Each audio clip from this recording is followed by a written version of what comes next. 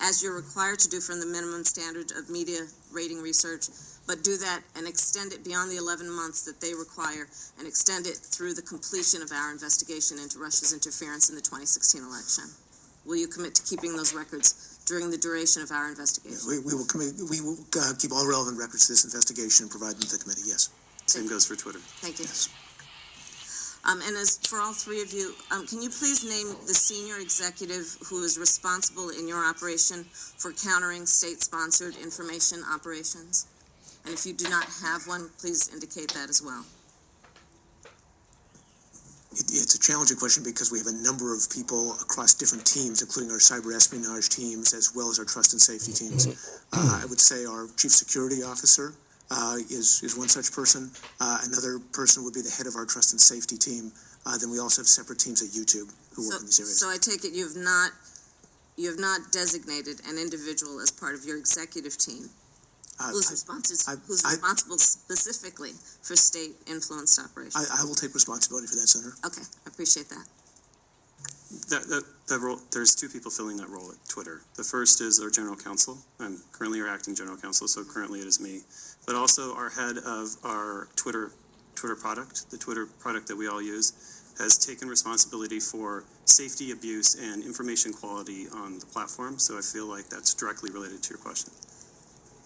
Okay, but I'd like you each to appreciate, and everyone to appreciate, that this is a very specific issue with its own pathology, requiring great amount of resources, because we are talking about state-sponsored activity.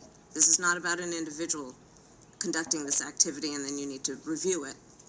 So as it relates to state-sponsored information operations, I'm requesting that you name whoever is responsible now, but as we go forward, that you designate in your operation someone at the executive level who is responsible specifically for those types of operations, understanding that, as we know now, there are governments that are willing to put incredible amount of resources into manipulating the American public, and it is beyond what you might need to review in terms of activity on your sites that involves issues of posting inappropriate images and things of that nature.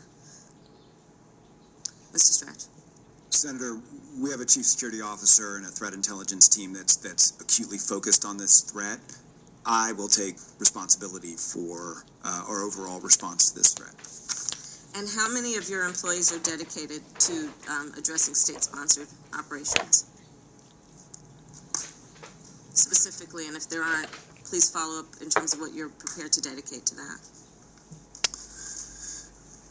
It's a harder question because there are so many vectors that we're investing in. I stated earlier that we have 10,000 people at Facebook across a number of teams who are focused on safety and security generally, and we're doubling that number. The number of people who think of this as their full-time job is something I'll have to come back to you on. Okay, I appreciate that. And for each of the companies, we'd appreciate that. You can create automated systems that detect foreign propaganda. For example, you could determine whether a user is active during Moscow business hours or connects through a VPN or registers with a fishy voice over an IP telephone number. And you can feed those signals into a machine that can actually create an algorithm that can allow us to indicate or figure out if propaganda is actually being pushed through. Have you done that as it relates to state-sponsored manipulation of elections? So our technology is agnostic. We have the technology you're talking about, which is an algorithm that helps us catch the bad actors based on their pattern and behavior, and also connect accounts so that if they start new accounts or new networks of accounts, we get those before they tweet. We want to catch that activity all over Twitter. That having automated accounts, malicious actors on Twitter is a bad experience for our users. So we've been tackling that problem for years. And the challenge is, as we get better, these actors get better. And so it's a constant game of cat and mouse and one-upsmanship. But we are committed every single day to making sure that we're removing those actors from our platform. My time is running out, so perhaps we could just have quick answers for the remaining folks. Our answer would be similar. The same. Thank you. Members should be aware that there has been a series of votes started about 7 minutes ago